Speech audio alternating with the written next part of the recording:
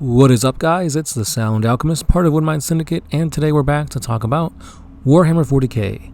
In this one, we're going to be going over Ferrus Manus, Gorgon of Medusa, which is part of the Primarch novel series from Black Library.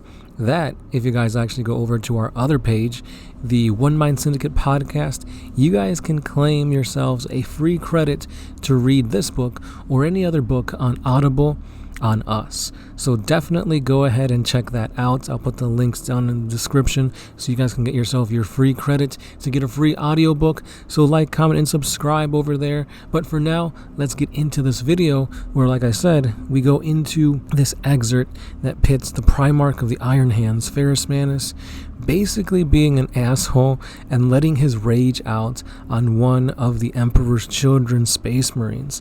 This is one of the rare cases where we see a Primarch challenge a Space Marine in a duel, and it is not pretty. So to kind of preface it, he's going up against Aradana. Now Aradana is, oh my god, he is amazing. This dude is an expert swordsman. He is probably the best swordsman in the entirety of the Emperor's Children, and he's going up against a Primarch. So let's see how the best of the Emperor's Children fares against the Primarch, Ferrus Manus. So let's dive right in. Ferrus Manus attacked before the command to begin had left his mouth. Given his Goliath physique, his speed was staggering. A lesser duelist than Aradana would have been pulverized on the spot, and even he was forced into an admiring grasp as the smoldering metal fist thundered past his eyes. The Primarch was holding nothing back, and with a roar he came again. A thrilling combination of terror and elation filled Aradana as he jinked between blows, under them, away, fed by a lightness of heart that he had not felt with a sword in his hand since the first time he had stood before old Coronith. Before unification had been won, Ferrus bellowed and swung with his left. Aradana bent under it and allowed it to clang into the bars. He rolled back, always back. He did not bother using his swords to parry. It would have been like blocking a bane blade. He ducked and weaved, danced and slid, swords a blur of feint and misdirection. His movements were intuitive, faster than gene-enhanced thoughts, but compared to the gap between an audacious youngster and a grizzled thunder warrior, that between legionary and Primarch was a yawning one. He grinned. He was going to have to try. With sheer bludgeoning power, Ferrus forced him up against the bars. His swords bit at the vulnerable joints in the Primarch's armor. Ferrus ignored them, stings from a persistent insect. He feinted with Temur, drawing the Primarch's eyes, then used the length of Athena to stab at the Primarch's groin.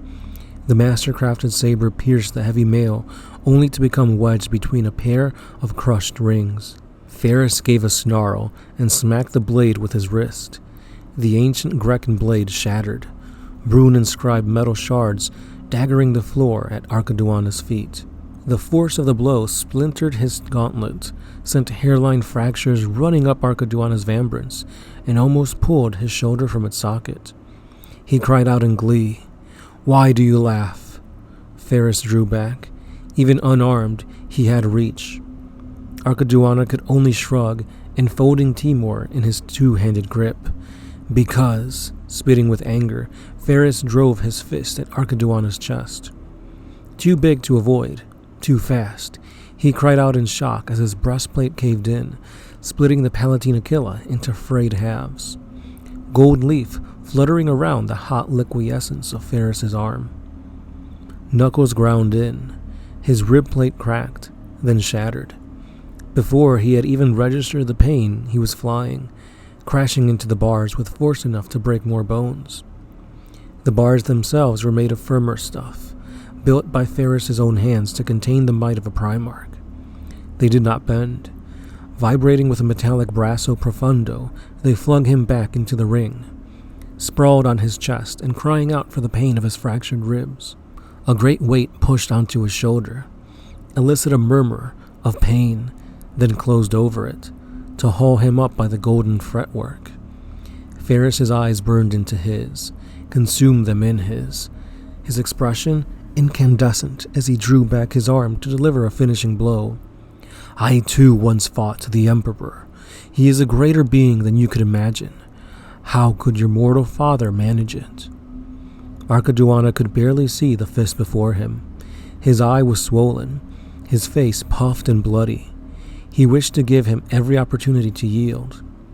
He gave a laugh, coughing it up in gurgles. Ferris frowned. Tell me why you laugh. Do you not see? Ferris's grip tightened, a splintering of ceramite. Aradana chuckled, winced, then chuckled again. This is what we were born to do, both of us, to fight, and eventually one day lose. It feels good. Some of the aggression left Ferris's eyes. In one thing at least I was right. Our legions have much to learn from one another. He lowered Aradana to the ground. What has now passed was your war. What now commences shall be mine. There will be no feast of celebration, no proclamation of victory.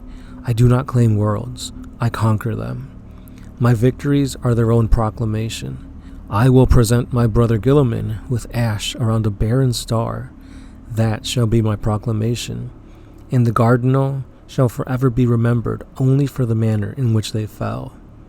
His gaze passed over his warriors, silent before in his scorn. For what they had just witnessed was not a contest. It was a lesson. And here you have just a complete beatdown. Aradana is an expert warrior, and he taught a lesson to Ferrus Manus. He showed him that as much as you are a Primarch, you're pretty much going to win time and time again. But what really matters is the losses and what you learn from them. And here we see, it's like Ferrus almost doesn't realize it, but he kind of does. So all in all, he's basically pissed off because he's trying to get the Cardinal system, which is a bunch of humans with pretty powerful technology that the Imperium wants to put into the fold.